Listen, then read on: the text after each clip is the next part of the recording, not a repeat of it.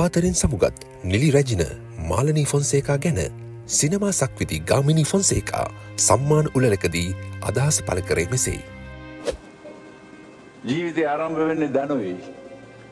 නිලියකගේ නළුවකගේ හොඳම වයස මතුවන්නේ 50දී 60දී 40න් පටන් අරගෙන කියලා.